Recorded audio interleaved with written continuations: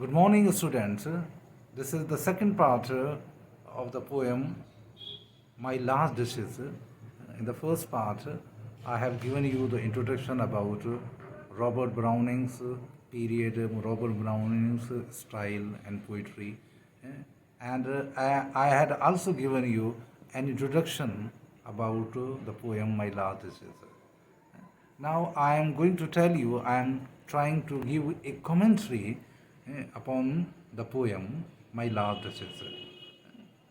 And I have also sent you the text of the poem and the commentary which I am going to tell you on the PDF notes, in the PDF notes form on your WhatsApp group. So you can also check and take it out a copy, and then you can listen my video. Okay, now let's see that. Now, how the poem begins? The poem begins in a very dramatic manner. The poem, My Last Dishes, begins in a very dramatic manner. And look at that. That's my last dishes painted on the wall, looking as if she were alive. I call the piece a wonder, and Farah Pendroff worked busily a day. So, in this way, the poem begins. The poem begins in a dramatic manner. The Duke withdraws the curtain to draw the messenger, to show the messenger the picture of his dead wife. He explains many aspects of it. He does not give any chance to the messenger to ask any of the question. The Duke was a very cunning fellow. He just narrates, he just tells the things about the picture to the messenger, Count's messenger, and he does not give any chance to ask questions. It reflects Duke's commanding personality. It shows his commanding personality. The Duke answered all the possible questions. For example, the picture was made by the Farah Pendroff in a single working day. Farah Pendroff, the famous painter, worked for a single day, and this picture was made. He also explained that it is a wonder that the painter has captured the smile of the Duchess in the picture, as he knew it for ages. He also, because many viewers have asked him that how the painter was able to capture that smile in his painting. So the Duke justifies that the Duchess' nature was so simple that if the painter has commented, the Duke himself admits that Duchess' nature was so simple that if someone has commented just a small thing, for example, that her mental lapse over my lady's wrist is too much. So this comment is sufficient enough to produce a smile on his face. So even this small remark of the painter would make her smile. The lady was full of courtesy. Courtesy means kindness. She feels extreme happiness. She feels extreme happy to any compliment given to her, irrespective of social status. So she was not carrying any status. Although she was the Duchess, the Duke's wife, but she does not differentiate people on the basis of social status. The Duke further explains the simplicities of Duke's nature, of Duchess' nature. She was impressed by any small thing. The Duke disliked this kind of behavior. This was not acceptable to him. He thinks that the Duke, the Duchess, is deliberately hurting her ages-old ancestry legacy. The Duke explains certain events to justify his case. He gives examples to justify his case that why he ordered to murder the Duchess. For example, the Duchess found no distinction between the valuable gift given to her by husband, such as the necklace, the beautiful necklace, and the appreciation of the sunset. And the poet tells, quotes this way, in this way, she liked whatever she looked on, and her look went everywhere. Sir, it was all one. My favor is at her breast, or the dropping light of the sunset, or the dropping of the daylight in the west. So she thanked in the same way, if someone has given her a gift, or I had given him a valuable gift of necklace. Or even that he says she would thank any fool of the court who would present her a branch of a cherry. In this way, she looks at things equally. So Duchess does not differentiate between the gestures of upper people and the lower people, or the servants of the house.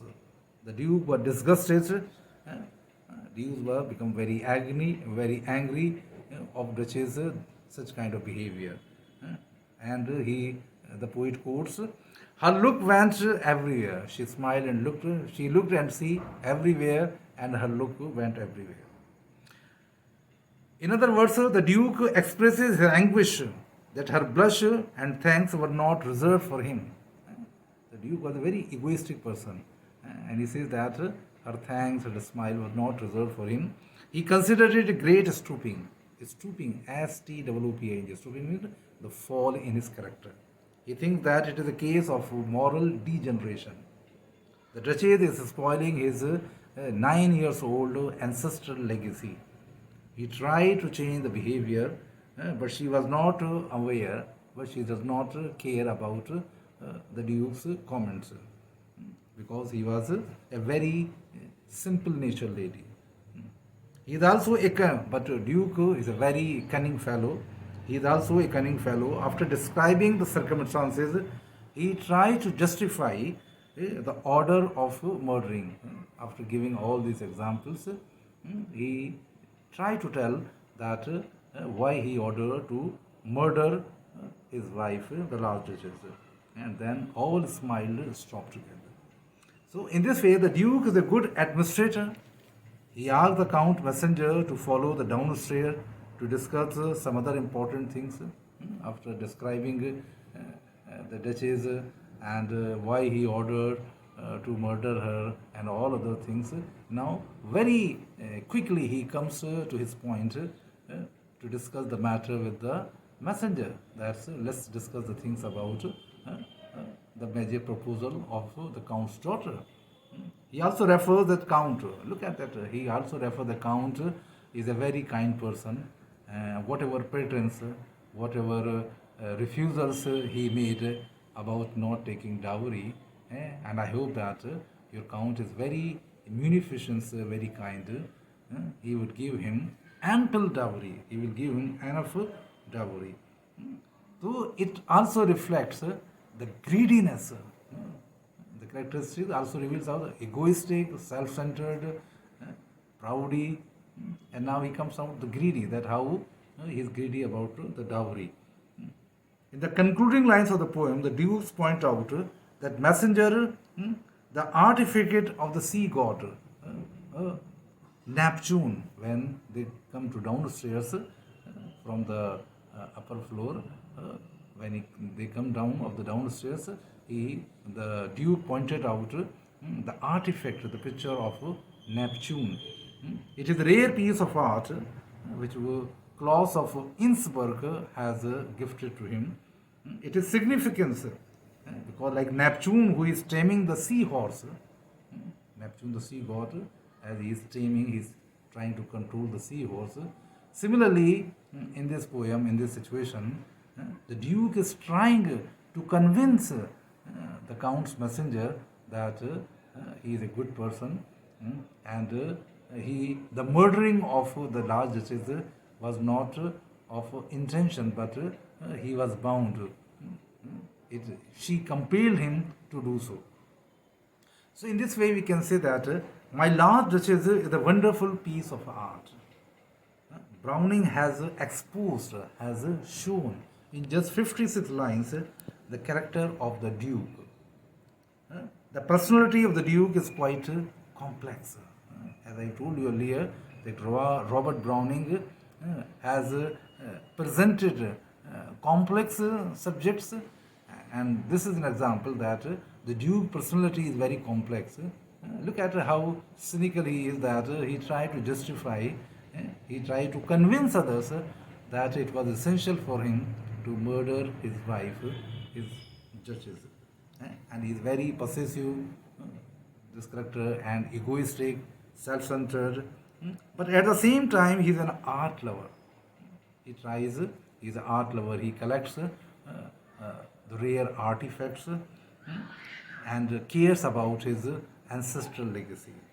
There is also cruelty and material greed in his character. So, in this way, the Duke character is a sharp contrast, is sharp opposite to the Judges. She is presented as the epitome of all good qualities.